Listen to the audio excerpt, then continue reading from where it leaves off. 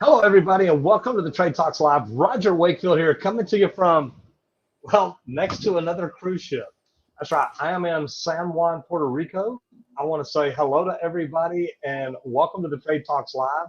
Thanks for Squirt and Colton being back in the office, getting everything set up and ready. Literally, guys, I tried coming in, tried setting up my satellite. I don't have satellite today, so we're going to see what happens. I'm on the ship Wi-Fi, but the good thing is there's a lot of people getting off the ship because we're at port. So hopefully I'll have all the Wi-Fi I need. But welcome everybody, and if you've got questions, please drop them in the chat. Love to know who's in here and where you're coming in from.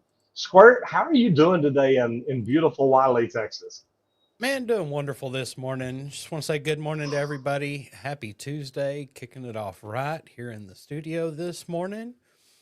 It's temperatures aren't too bad here right now. Starting to warm up a little bit now in Texas, but more Arctic air's coming back this weekend. They're saying. Yeah, that's what I heard. Uh, I heard it. Yeah, when I come back home, there's a chance of snow flurries that morning, and I'm like, what the what? I may stay here another week or two. Well, you can try. I don't know if you can hide in a good enough spot on that cruise ship or not. Good Yeah, luck. I think they'll find my big ass. Yes, indeed. Well, good, man. I'm glad everything's going good there. Y'all are showing what, 40 degrees right now? Yeah, Is that right, or is it warmer than that? probably. Let's see. I feel like it's a little warmer. I'm showing 40 with a high of like 53, and I'm in San Juan where it's 80 right now, and this may be the high of the day. But that's okay. I can handle it. Yeah, we're at 40, but we're going to be coming up through the afternoon. Coming up pretty quick. Yes. Good deal. Well, let's talk. Let's go ahead and jump in. We've got and I love these show formulas that we've got because this helps us literally talk about some interesting topics. But right now, let's talk about the national news. There's a surge in residential solar installations expected in 2025. And Randy, I started talking about this like 3 years ago. If you're an electrician, start looking at solar because it's going to be freaking huge. If you're a plumber, look at whole house water filtration. If you're an HVAC, look at indoor air quality and become the go-to expert. Let's talk a little bit about solar expectations and the amount of increase they're expecting it to rise this year. So this year, they're actually expecting a 20% increase. That's huge. Yeah.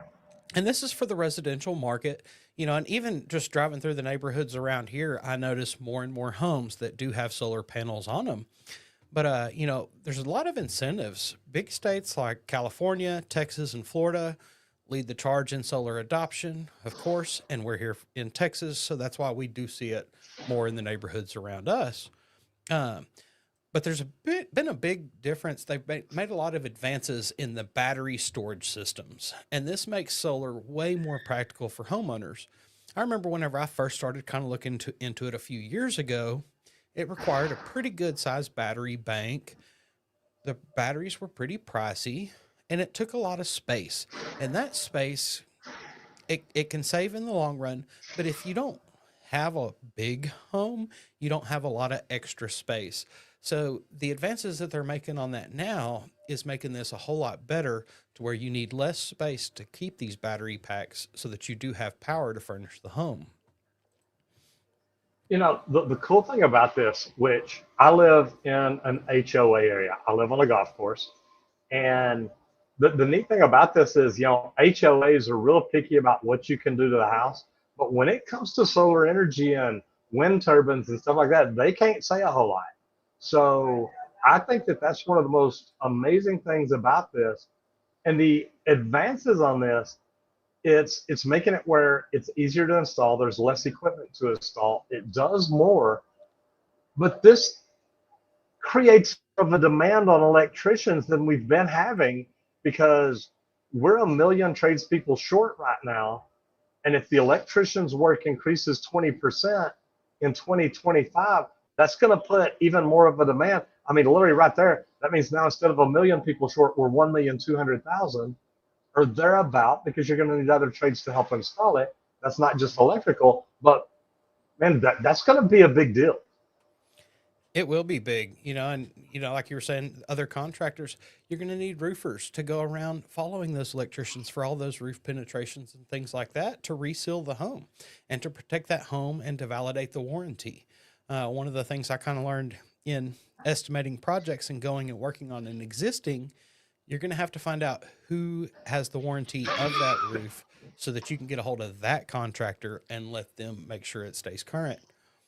So, we may be seeing to where that becomes more of a thing in the future, possibly, to where roofers have agreements with each other, possibly, to back each other's warranties. I think that could be a great move in the future towards this also. Another good thing about this too is if I'm an electrician right now, I'm thinking, you know what? I need to acquire a roofing company. I want to own a roofing company. That way I go in, man, I can redo the roof. I can do the solar on it. I can do it all together. And a lot of companies out in California are doing that. I've got a feeling here in Texas, that's going to be something that we start looking towards because with the new opportunities there, it's going to give them more opportunity for growth.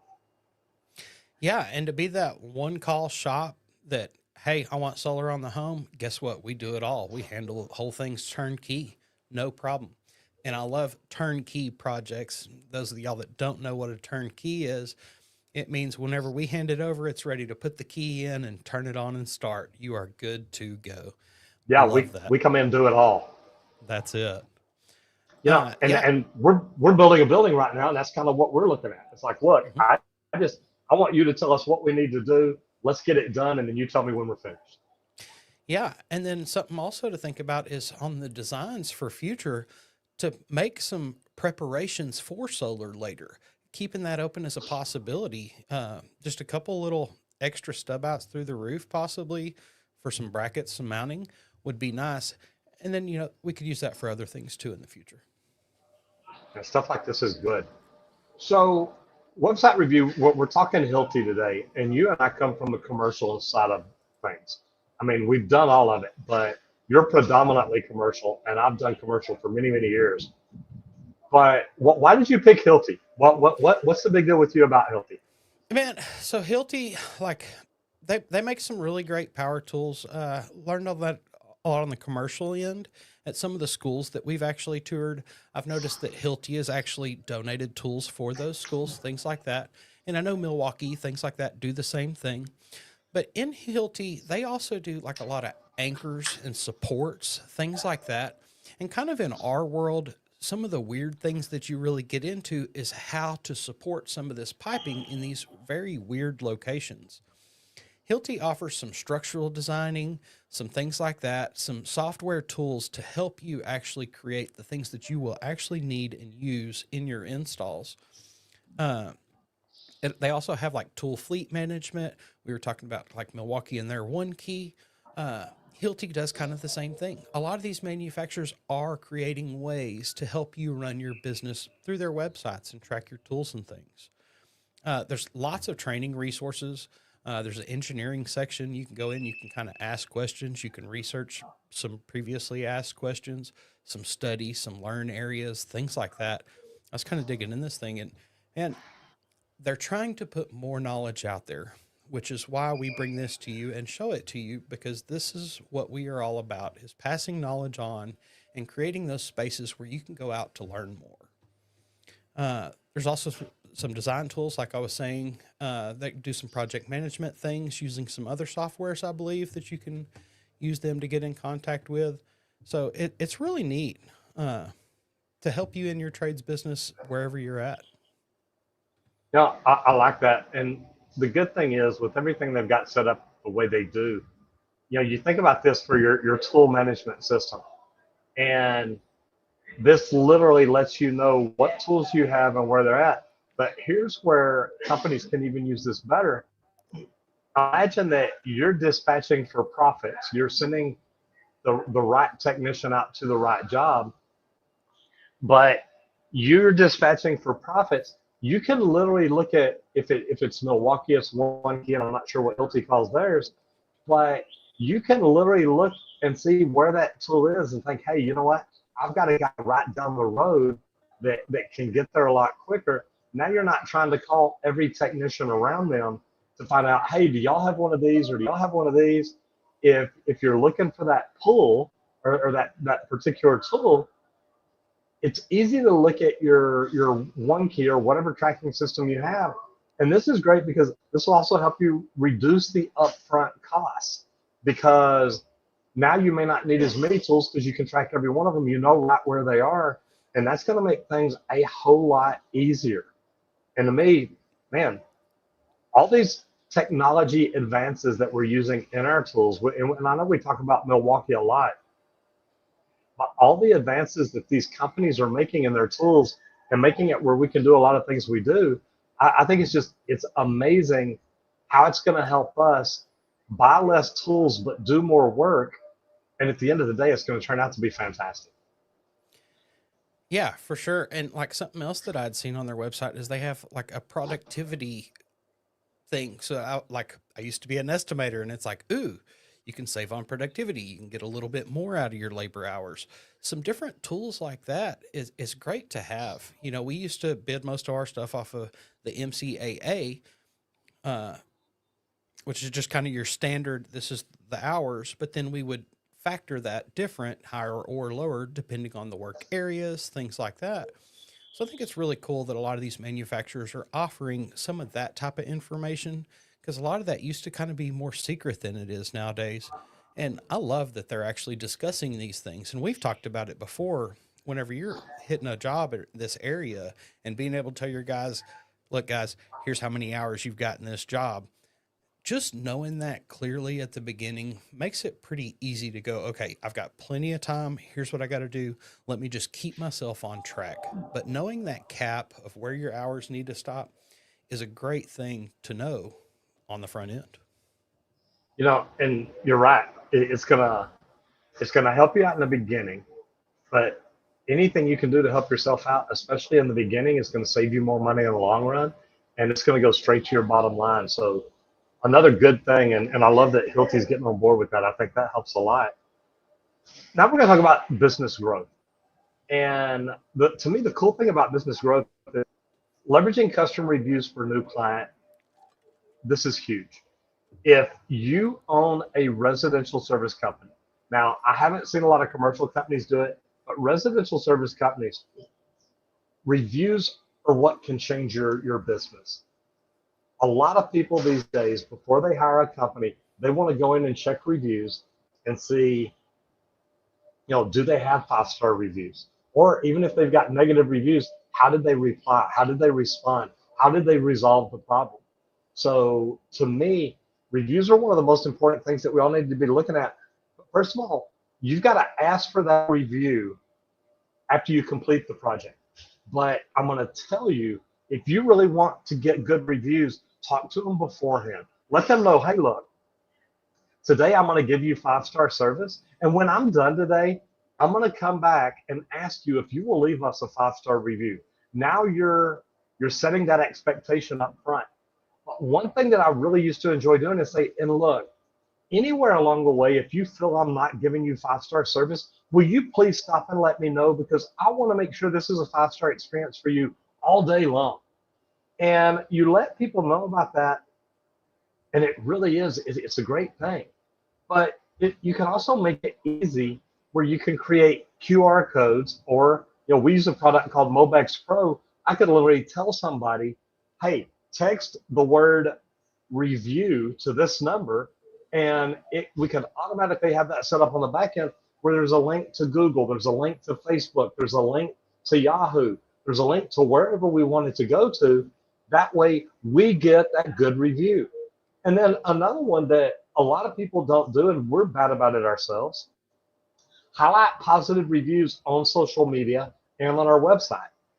I've said before, it would be really good of us sometime to go through and look at all the comments we get on YouTube. What good ones do we have, and can we put those together and make a video about it and talk about it? I think stuff like that is great. And if you're a small company that wants to grow, which, remember, that's why I do what I do.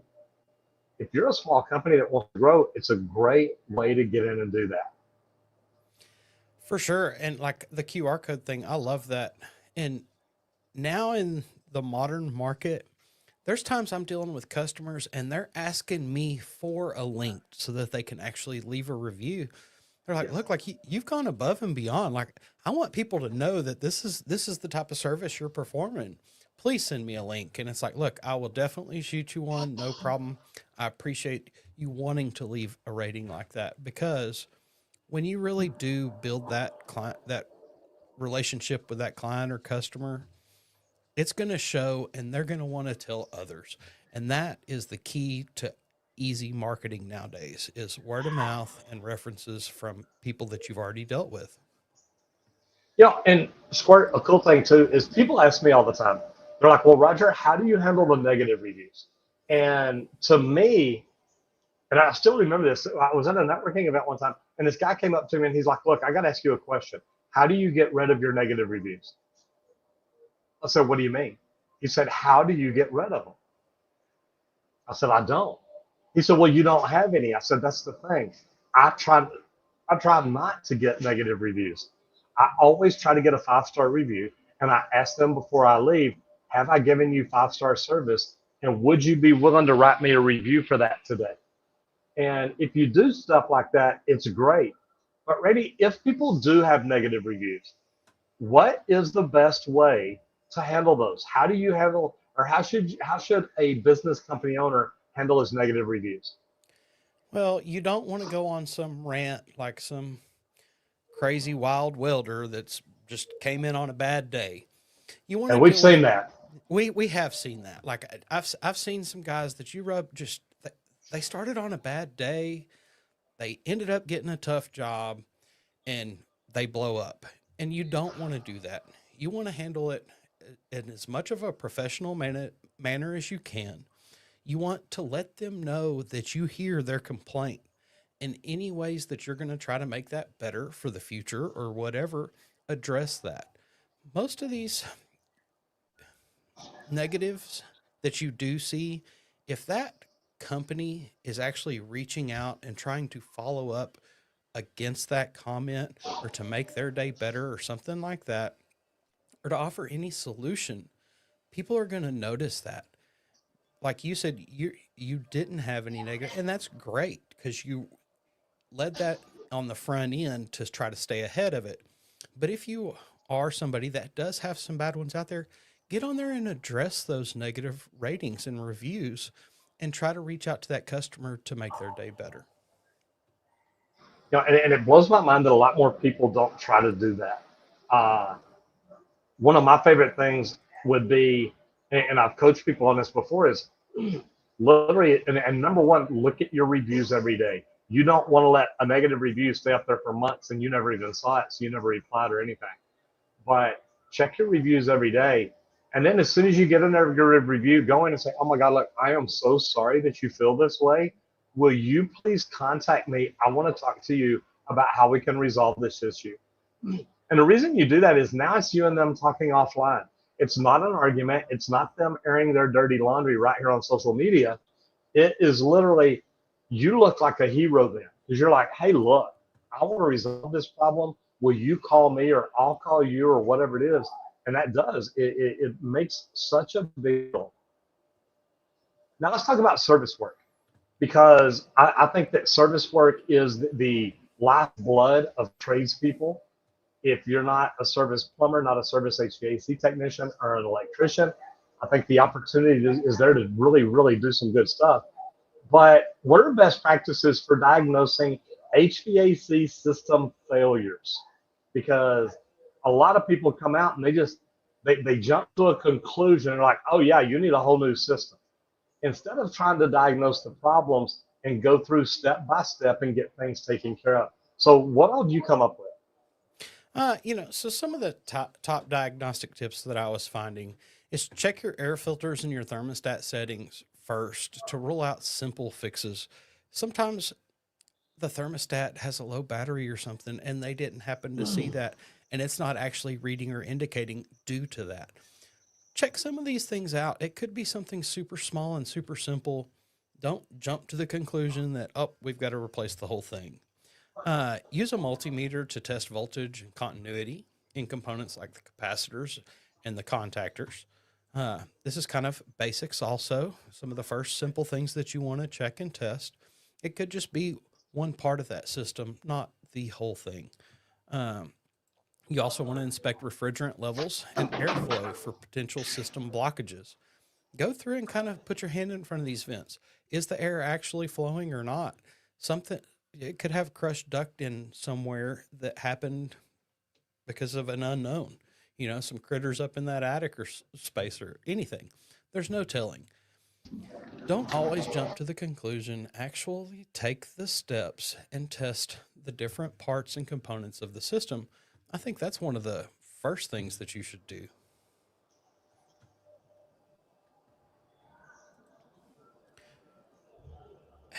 What's one of the most common mistakes that you actually have seen or heard about? I know you've kind of worked around some more HVAC like residential services than I have. Well, and sorry, can you still hear me? I can. Uh, okay, I'm trying to change things up here. I lost my battery on my headphones, which is also my microphone. Okay. So I am swapping over to a different mic real quick. But I think one of the biggest problems I've seen, and it's what I just talked about with you, is let's see if it'll let me go in here to my settings real quick. Oh, wrong tab.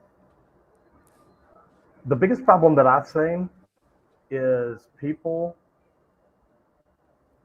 Oh, so I'm back on the mic, so you should be good now. You hear me good? I can. Okay. So the biggest problem I've seen is people just jumping straight to conclusions. They literally they come in and it's like it's not working. Oh, you need a new system. They don't even take the time to inspect anything or check anything. And I hate that. I love it more when people are like, look, let me come in and actually determine what the problem is. Let me see what it is. It could just be a capacitor. It could just be you've got a refrigeration leak. It could be, like you said, a battery in a thermostat. There's a million different things it could be. And they come in and they're automatically like, hey, look, you just need a new system. So we're going to go ahead and do this. The big one, dirty filters.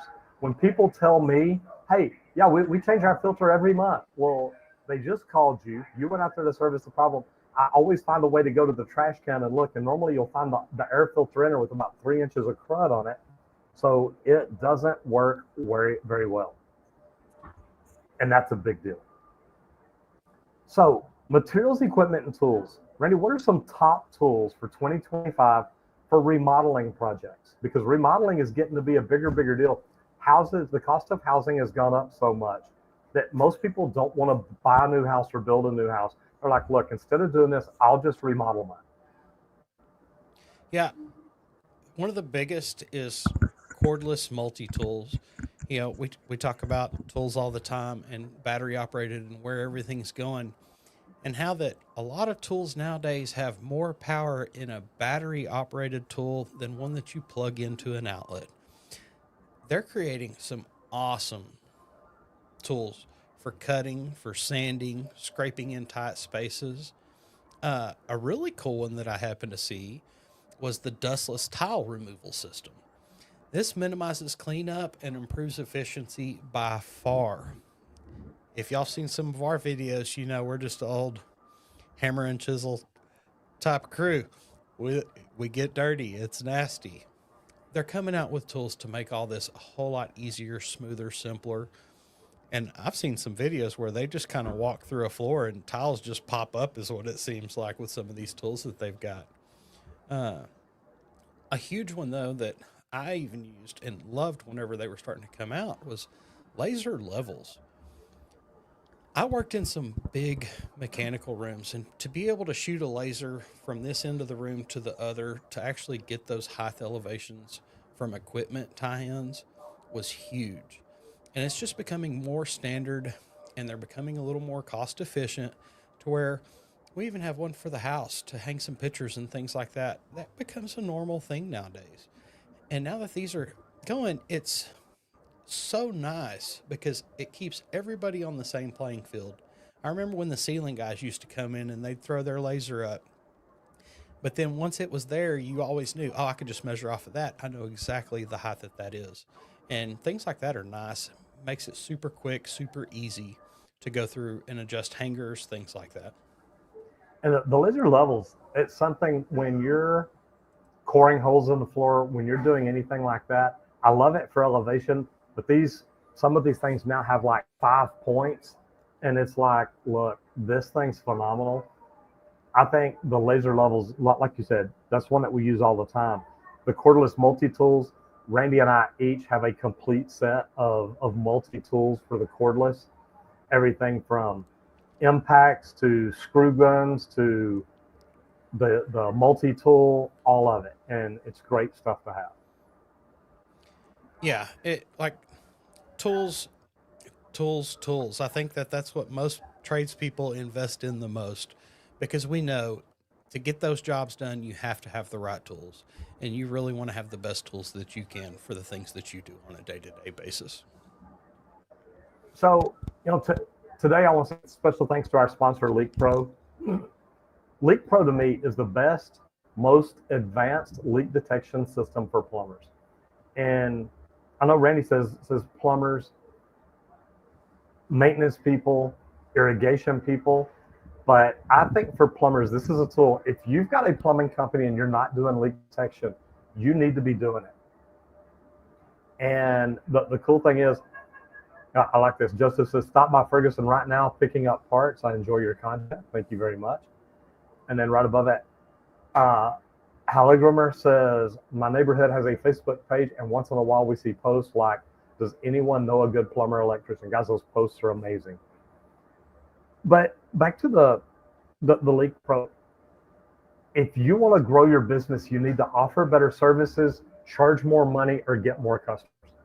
And my thing is, if you have an opportunity to offer a whole new line of service, a whole new level, a whole new niche that's all its own, slab leaks and leak detection can be something that can literally not just grow that vertical, but it also feeds the plumbing side because somebody's going to have to come in and do these repairs.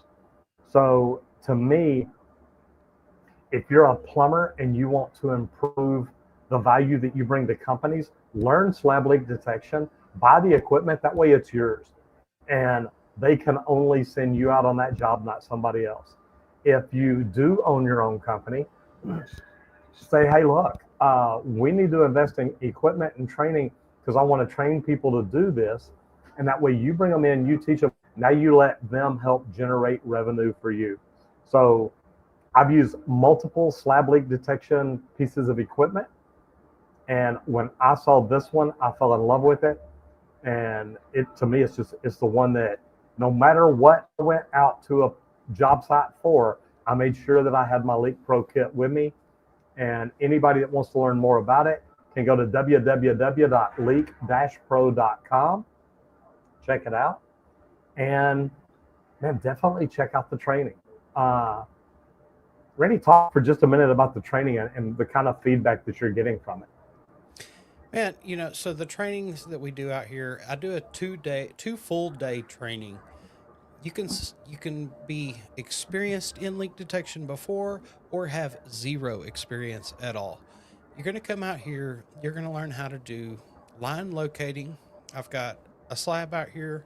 I've got all copper lines under there. There's 11 leaks under the slab, one that I have outside of the slab, so that you can come out here, learn to locate lines, pinpoint leaks, and then we also do a sewer area so that you can learn sewer isolation testing to be able to locate leaks under a home just from the double clean out, feeding some test balls into the main line and feeding them into the branch lines, which is one of the coolest things that I've seen in a long time, uh, especially watching it through a camera. It's pretty cool. We also do a little touch on marketing, as Roger's been in the plumbing industry a long time, kind of had some major hiccups with marketing companies.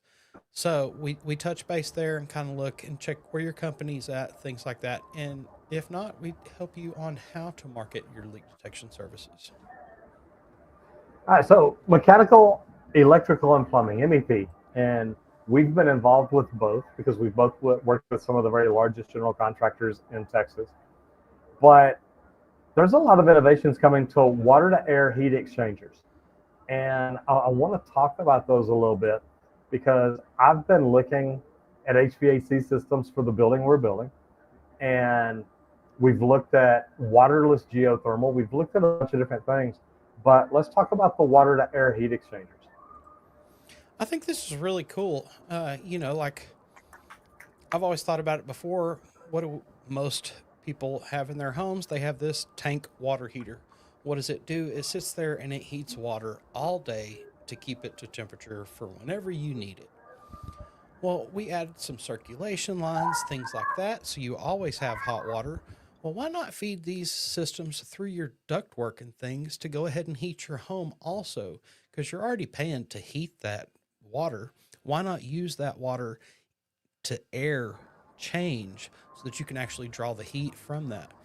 As a pipe fitter, I love to see this working its way into residential because in big commercial buildings, there's a lot of chilled water and heating water loops that we actually use to heat and cool buildings. Now that this is becoming a smaller scale for residential, I love the strides that we're making in this. You know, and the cool thing is with technology changing, there's going to be new things coming out all the time. And one of the big companies in the Dallas area, when tankless water heaters came in, they purchased about 2,000 tankless water heaters and we're selling them at a completely discounted rate because all they wanted to do is learn how to install it better than anybody else. So they bought 2,000 of them and they're like, look, we're going to get so much better at this than everybody else that by the time everybody else gets on board, we're going to already have it mastered. We're going to know what to do. And to me, that's something that I look at is anytime there's a new product coming in, what can you do to be the leader in that industry, in that niche? And that's going to separate you from everybody else in the business. But Randy, what's the biggest challenge when it comes to installing the heat exchanger, water to air? So, like this with a lot of things, coordination.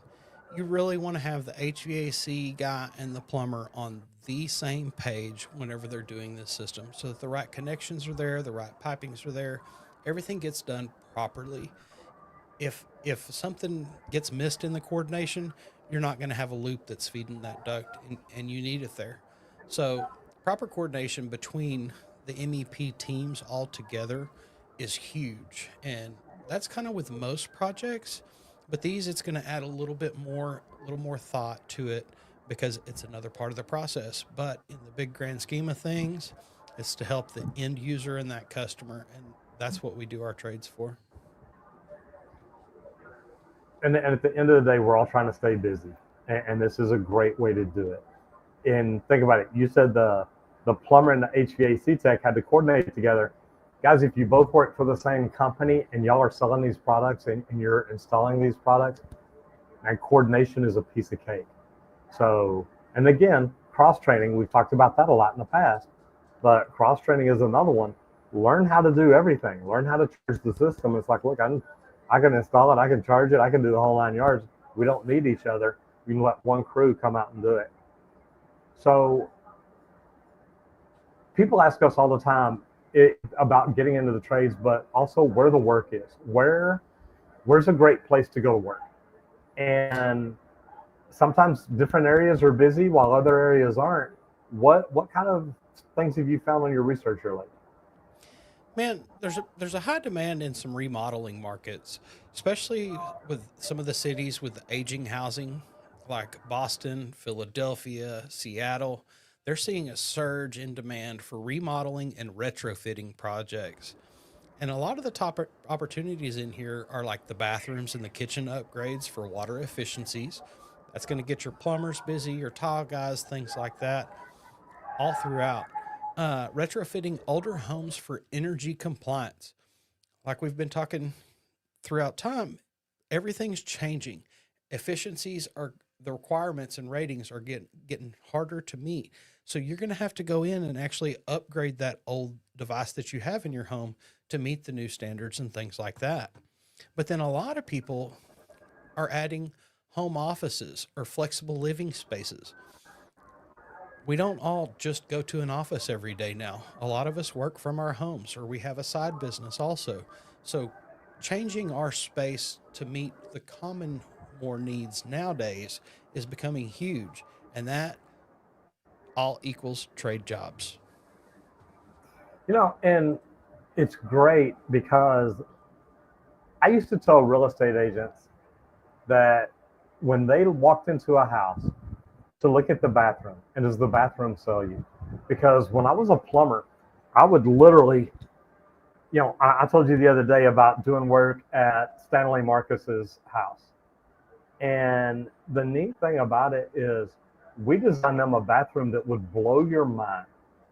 And I got called out to a job too a few years later where they wanted to add two tankless water heaters just to feed the shower.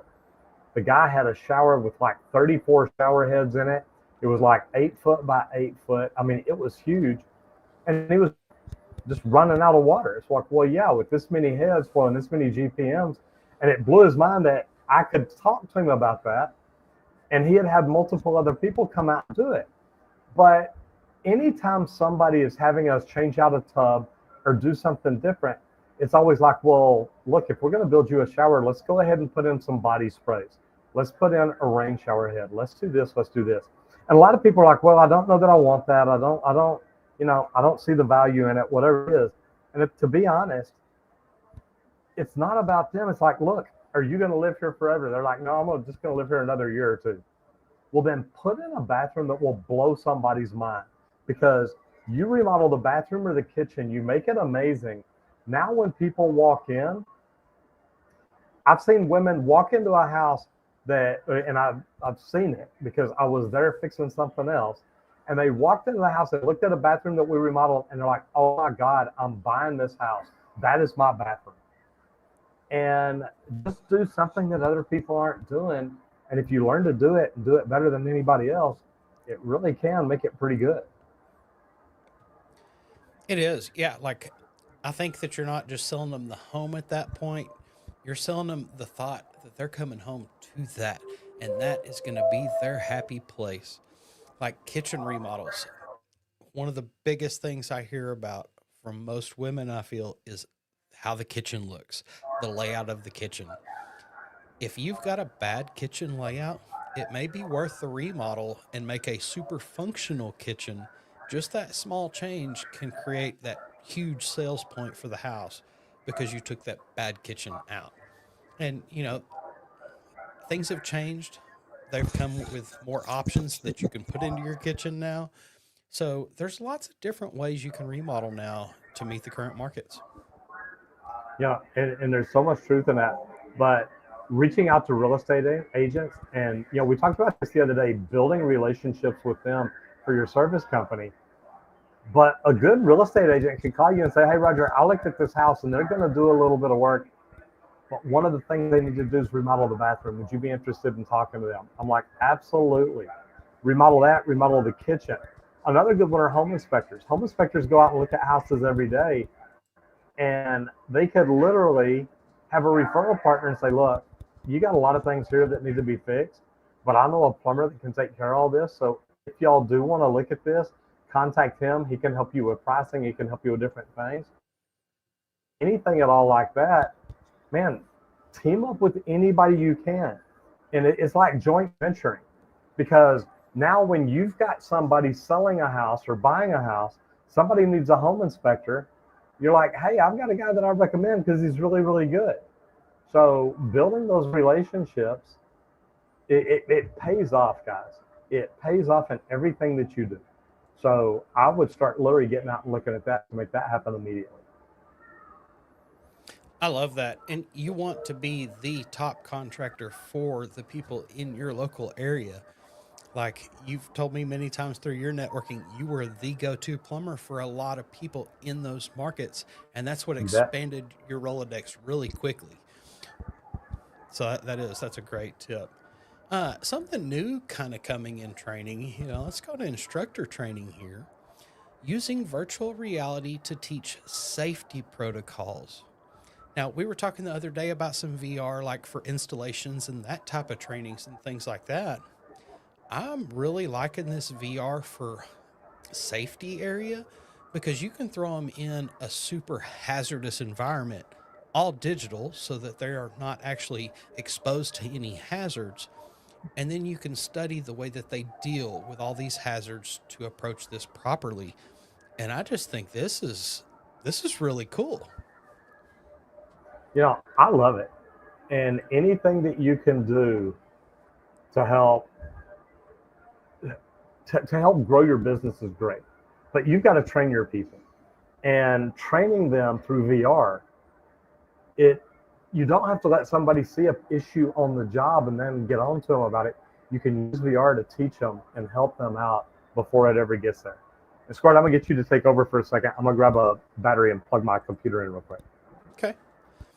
Yeah, and I think even this would be great to train some of the new up and coming safety coordinators for your companies, because then you can have them actually walk through this digital job site locating all the safety hazards, and then anything that they missed you can kind of point those out to help guide them and direct them towards seeing the things that they don't normally, because every one of us are different, so we all approach things from a different mindset, which is fine. But you can use this VR to know exactly every safety issue in this space, and you can actually go through and see how they approach it. What are their thoughts leading them to in the way that they diagnose a job site? And through VR, you'll really be able to break all of that down with all the information because you know everything in that area versus a live active job site, which is a little different.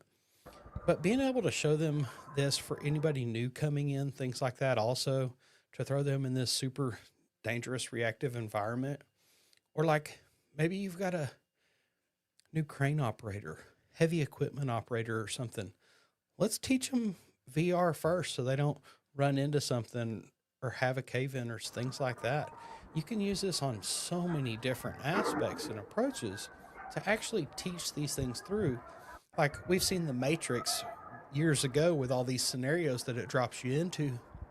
It's kind of becoming a reality now where that is the VR situation you can drop somebody into so that they can learn the things that they need to advance themselves.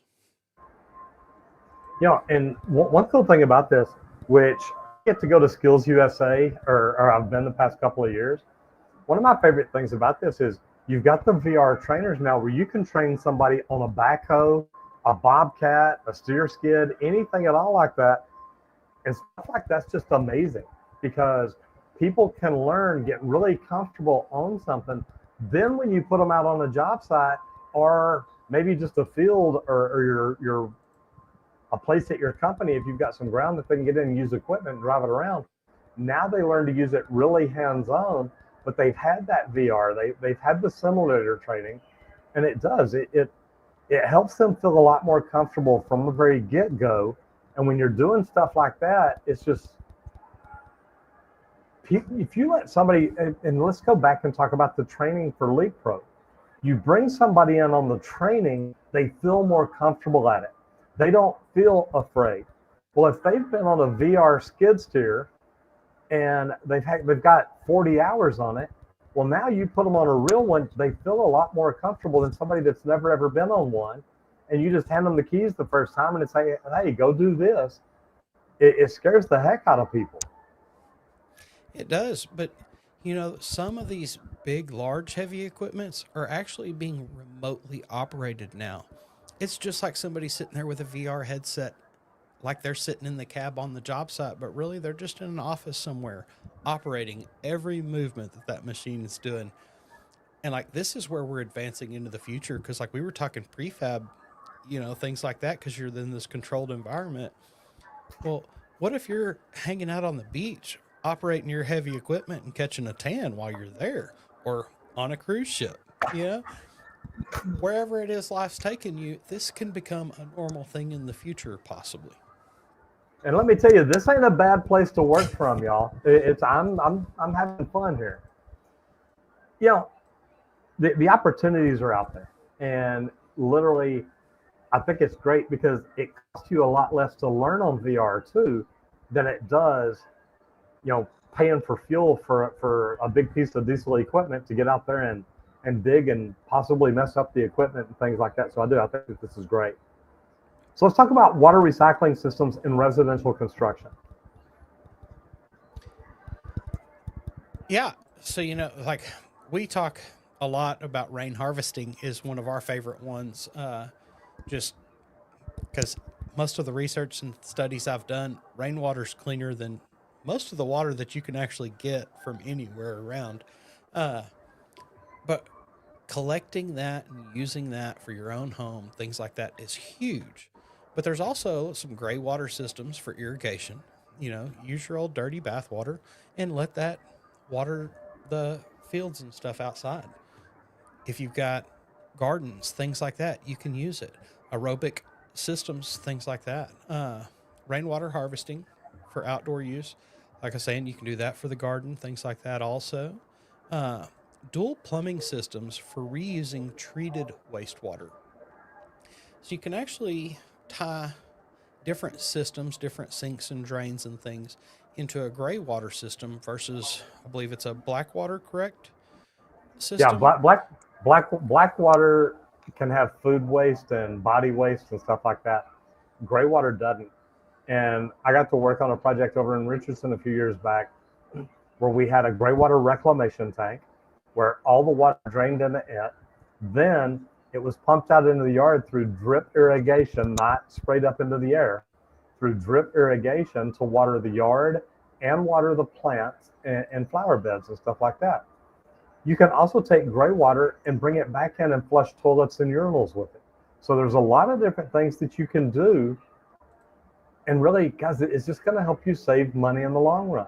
It may take a little bit more of an initial investment, but it's going to pay you back year after year after year. And to me, it's a no-brainer. It's what we need to be looking at for the future. How do we do things like this and really help us grow? What's one of the biggest barriers that's keeping this from becoming the norm that you can You think know, of? I think the biggest problem is the education end of it. I get asked that about tankless water heaters all the time. Why don't more plumbers sell tankless water heaters? Well, they don't because they're afraid of them. And I remember before I really knew anything about them, I'd come in and somebody say, "Hey, Roger, we're looking at the idea of a tankless water heater." It's like, "Oh God, you don't want that. You're gonna spend tens of thousands of dollars on a new gas line, on a new vent system, on a platform for us to install this." There's a whole lot of things that, man, people just don't tell you about. It's not really worth it. And then the more I started learning about it, I realized I was just ignorant to the facts. And the more I learned about it, it's like, oh my God, this is really pretty good. So I think that's the biggest deal, is that we don't know much about it. So it scares the heck out of us. And if we want to get better at stuff, we've got to learn about it. So I first studied under Green Plumbers USA and then became a lead AP. But I did this so that I could do rainwater harvesting. And I also wanted to do the whole house residential fire protection systems. So anything that you can learn to separate you from everybody else is going to be amazing. But with more and more people coming into the world every day, and we've still got the same amount of water we had thousands and thousands and thousands of years ago, you need to look at water conservation, because that's something that can set you apart. It's easy. And to be honest, it doesn't cost a whole lot more to learn it and do it than most people think. So it's really not that bad of a deal. Awesome. So, Yeah. Hopefully, we can move more into that into the future to where that's becoming the standard installation for homes. That'd be huge. and I'm thinking too, as we build the metal building out there, rainwater harvesting is great for a metal building because you can recapture that water and reuse it. So there's going to be great opportunities on that one. But let's talk about social media, because I'm a marketing event. And one of the big things everybody's talking about, and always is social media and how their businesses can use social media. Now, we actually have had Wally's Welding World into the studio, talk to them. Great channel, love the people. It's a good, number one, it's a good trade. If somebody is in high school or college right now, they don't know what they're going to be when they grow up. maybe they thought they wanted to be something, but now instead they're working the drive-through line at Taco Bell. You know what? Welding is not a bad career, is it? It's not. I know lots of welders that hit the road and love it. And that's one of the things that I liked about Wally's Welding World. I was checking some things out. I believe his handle is the Weld Professor, if I'm not mistaken. Mm-hmm. Uh, he shows you a lot of real world scenarios, how it is actually out on the pipeline, out in the middle of nowhere. Talks through some of the equipment, things like that. Rods, you get to watch some interesting spots that he gets put, and to see that and understand that is really cool. Because whenever I first got in, I had no idea some of the spots and holes that we were going to get stuck doing some of these welds. Because I've had guys hanging upside down, looking at three different mirrors to try to weld something that they couldn't see from where you could actually put your body. And to see some of these situations through videos, through social medias, is amazing because most people have no clue what welders actually go through to get in some of the spots they have to get to do some of these welds. And buddy of mine, John, I feel like every job I got stuck on, he was the first welder that would get stuck with me, and the first weld we would walk up to, he would have to lay down on the ground to do it every time. So it was always fun because I'd give him a hard time. Well, I get to lay you down again. Lay down there and do some work for me. I'll let the boss know you're not sleeping. It was always good though. Uh, but Wally gives you a lot of tips, things like that, to go through and get the job done. Going through some of these guides, how to strike an arc, some of the super basics, different bevels, using a torch, things like that. These things are huge and they can benefit you so much. Show your trade off, be proud of what you do. A lot of people out there don't understand the things that we do or what has to happen to get some things accomplished. Show those things off. And Randy, I love this because you're learning social media. You've been learning it. When did you really start learning social media? 2 years? Just over 2 years ago now. Okay. So, what can tradespeople learn about or learn from Wally's Welding World about their social media? So like something that he's doing, he's kind of shifting a little bit and he's talking a little more mindset, things like that, motivations, talking about the real world because our trades, it's not just about the work that we go in and do every day. It's other things, what gets you out of bed. He's starting to open up some of those things and kind of show his true side of who he actually is. And these are some of the best tips that I can give people for social media is be you. When you turn that camera on, don't turn into somebody else or, try to act like this. Be you. Pass on what you do know. If it's for education, do it to the best of your ability. If it's for entertainment, have fun with it and have a great time. There's so many different ways to approach social media. Pick what works best for you and your personality and who you are. I think if you look at that first and figure out who it is you are, and that's kind of who you're going to put out content for, that helps you get a clear understanding and then act like it's your best friend on the other side of that camera. I'm talking to you. That's one of the best things that I can pass on, I think, that I've learned in 2 years. I think that's great because to me, social media is where we all need to be. If you've got a company and you're not on social media, you're losing out. If you don't have a company, but you want one day, start your social media now to let people know what you do and how you do it better than anybody else. So the opportunities are there. We've got to all jump in and do it. So I like that about Wally's Welding World. Just the fact that they're using social media in the right way. They're trying to make things happen. It's really, really good. So to me, man, stuff like that is huge. And the more we do it, the better prepared we're going to be when we do run our own businesses and do things like that. Good deal. Uh, so I've got a question. Not All right. thinking just your major trades, like we Okay. talk MEP a lot like that. Let's Mhm. not think of those. What would be the most in demand skill for remodeling projects in 2025? The skill's probably going to be the design, the layout, the being able to communicate with the customer. And communication is a huge skill. If you want to sell good projects like that, you've got to be able to talk to the consumer. You've got to be able to show them the picture of what you're wanting to build, what you're wanting to do to their bathroom, their kitchen, whatever it is. You've got to get them sold in on it. Now, what I love to have them do is have them show me pictures of bathrooms or kitchens or whatever that they like. Then I'll take that and I'll come up with an idea of my own. But you've got to be able to talk to them and do that.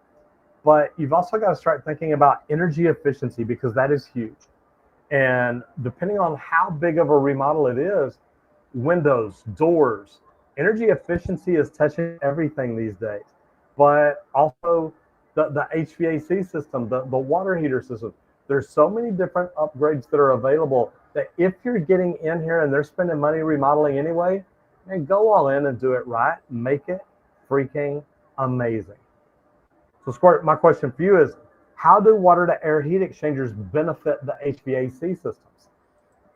Well, I think it hugely benefits it because it's going to be cost savings. Like I was talking earlier, you're already heating that water at the house to use for your plumbing system. Why not use some of that hot water to help heat your home through your HVAC system? It's using money that you're already spending and feeding it into another cup of your home. And just that in its own is going to bring cost efficiency down a lot because it's not going to require as much energy or efficiency, power, things like that to heat and cool your homes. Use the water that you're already using for other things. And I just think that's huge. It's one of the biggest ways to benefit. Uh, It works. for sure. What, as a trades guy, you had a plumbing company and you did a lot of reviews. What is the best way to promote customer reviews? One of the first things is, and we talked about a while ago, is when you're doing reviews, make sure you're responding to them. Whether they say they love you or hate you, respond to them, talk to them, build that conversation, and let people know that you're there, you're watching, you're paying attention, you know what's going on. But that's great. But also share those posts.